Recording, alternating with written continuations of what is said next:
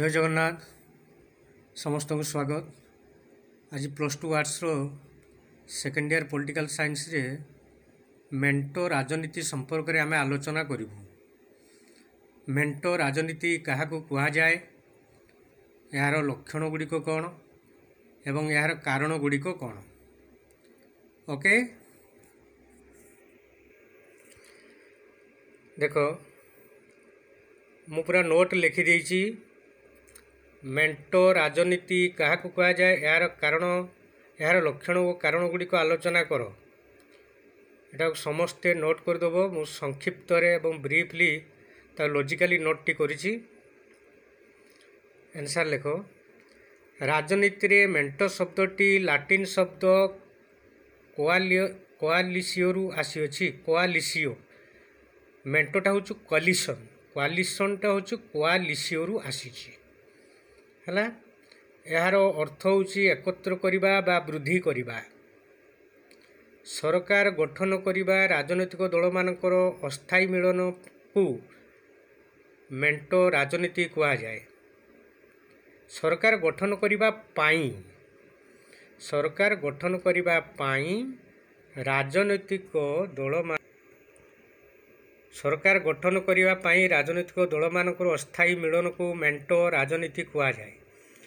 मेंटो फल जो सरकार गठन हुए ताहाकू मेंटो सरकार कह जाए। भारत में कांग्रेस और अन्य राजनैतिक दल को नहीं यूपीए बा यूनाइटेड प्रोविंशियल अलायंस मेंटो गठित। से भली बीजेपी अन्य राजनैतिक दल को नहीं एनडीए बा नेशनल डेमोक्रेटिक अलायंस मेंटो गठित। यही मेंटो सरकार गठन करिवार पूर्ववर्ती हो पारे बा परवर्ती हो पारे। प्रथम को पूर्ववर्ती मेंटो कह जाए और द्वितीय को परवर्ती मेंटो कह जाए। यह दल मानक मध्य पारस्परिक सहयोग और बुझामणा नहीं कार्यपंथा ग्रहण करे। ओके, यहीटा को बर्तमान बुझा। आम मेंटो माने कौन, गोटे मिसिबा। राजनीति रे मेंटो शब्दटी कोआलिसियो आसी। यार अर्थ एकत्र करवा बा वृद्धि करवा। आमर साधारणतः देख, भारत कथा चिंता कर। भारत में जेतेबेले कौनसी राजनैतिक दल एकत्र सरकार गठन करने अक्षमता प्रदर्शन करे, सेतेबेले से विभिन्न अन्य राजनैतिक दल मान सहित मिसी सरकार गठन करने चेष्टा करिथांती।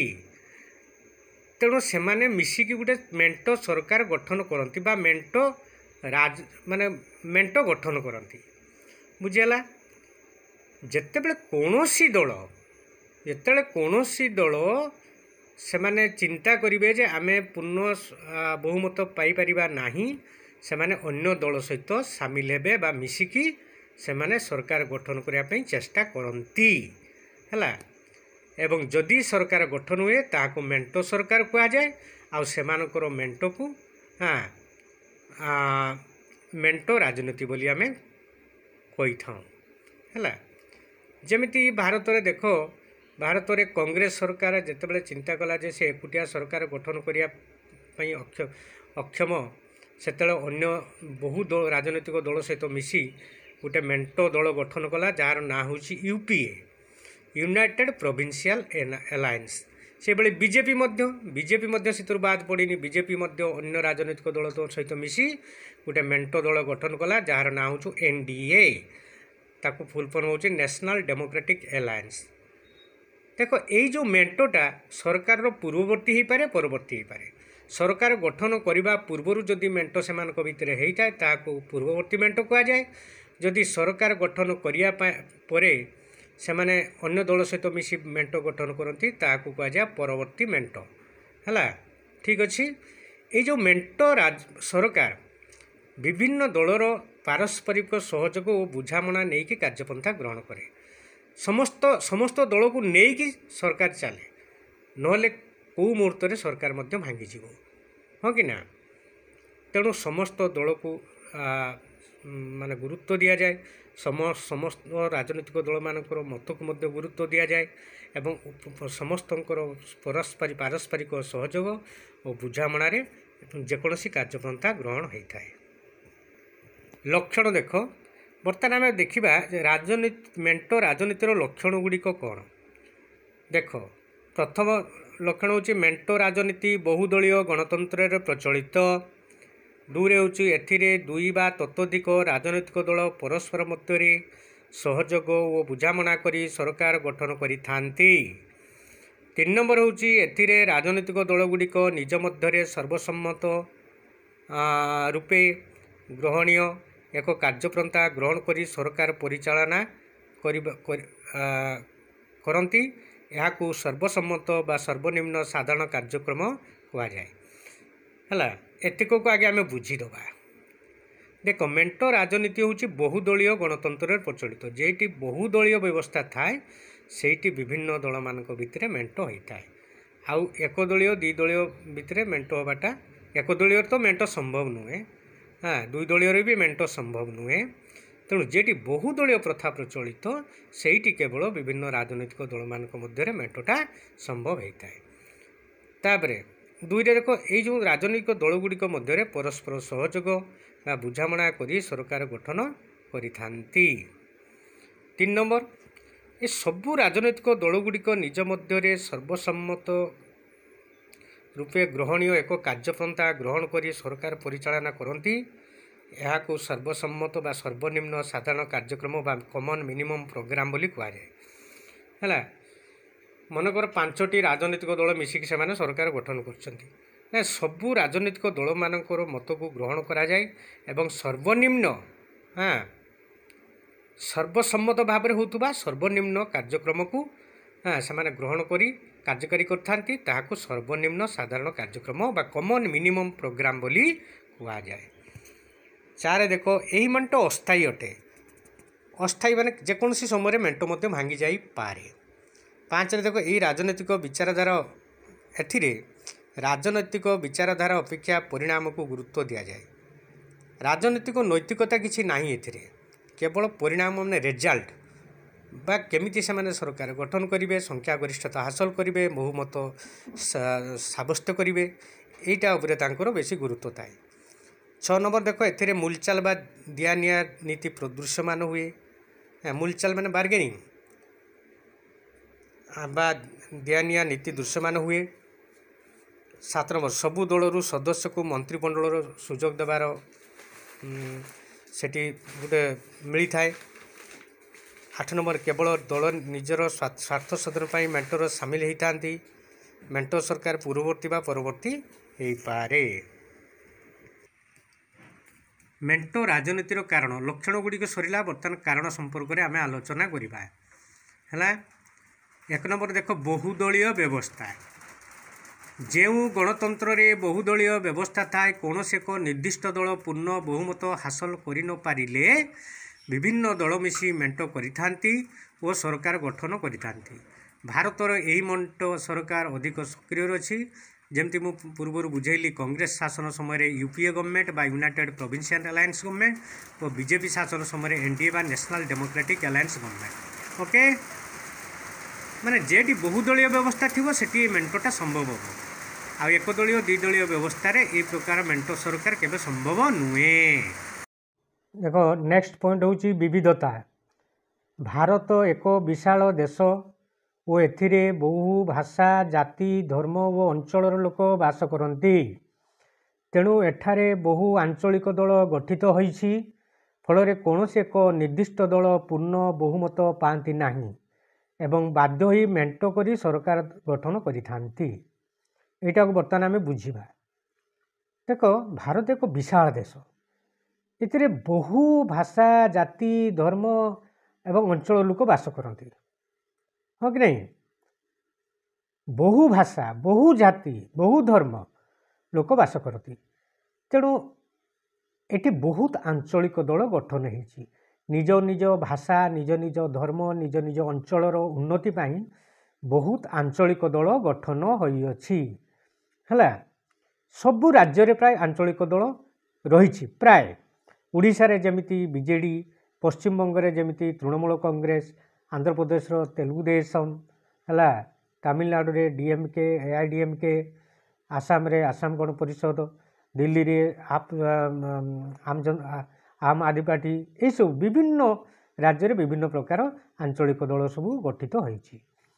तेणु देख एते दल भितर कौन एक निर्दिष्ट दल बहुमत पाइबाटा बहुत कष्ट। तेणु सेमाने बाध्य होई सेमानक भितर मेंट करती एवं सरकार गठन करिया पई चेष्टा करिथांती। ओके, 3 नंबर पॉइंट देख दल बदल नीति। मैं आगे पढ़ी दूची। बहुदलीय व्यवस्था रे गोटे राजनैतिक दलर सदस्य अन्य राजनैतिक दल को लंफ प्रदान करिथांती। यह मेंट राजनीति को प्रोत्साहित करे। जदिओ यह रोकवा 1985 मसीह एक आईन आसीथिला, मात्र यह संपूर्ण भाव सफल होइनाही। एटा बुझिबा बर्तमान दल बदल राजनीति बर्तमान गोटे चिराचरित हो जाइए बर्तमान भारत में। रिसेंटली देख आमर बीजेडी रे जे ममता राज्यसभा सदस्य थिले ममता महांतो, से बर्तमान पलैगले बीजेपी की। ताले गोटे दलरू से जीति पुणी से इस्तफा देके आ गोटे दल को गले। सेमती विभिन्न दलर लोक निजर स्वार्थ साधन पाई, एटा को मन रख, निजर स्वार्थ को साधन करिया पाई से माने अन्य दल को लंफ प्रदान करती।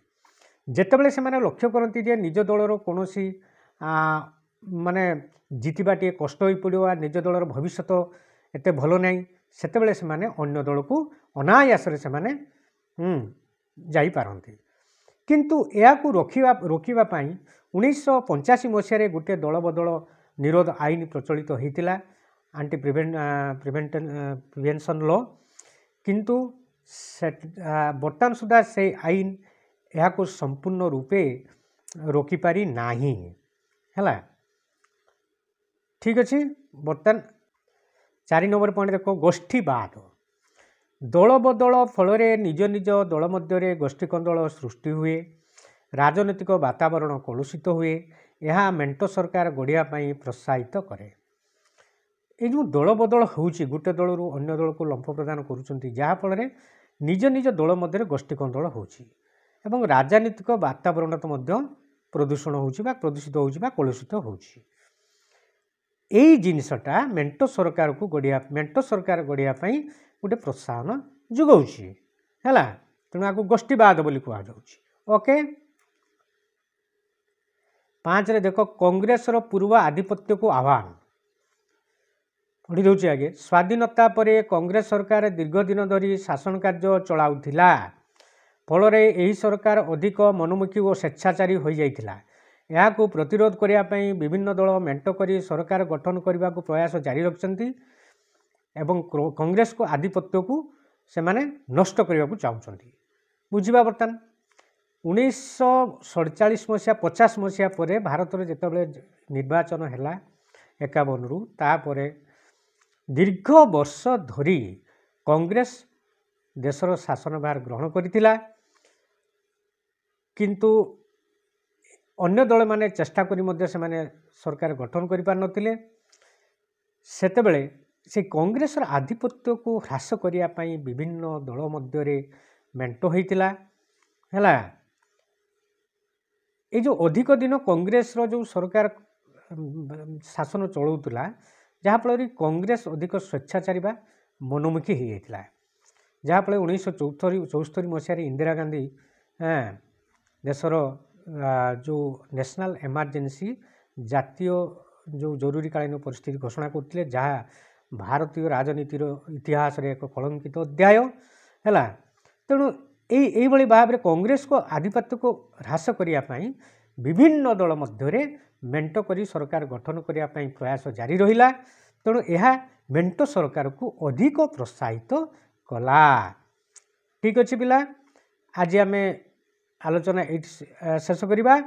तेणु बर्तमान तुम मैंने सब यही पॉइंट गुड़ा को नोट कर नब है। ठीक अच्छे, समस्त को धन्यवाद।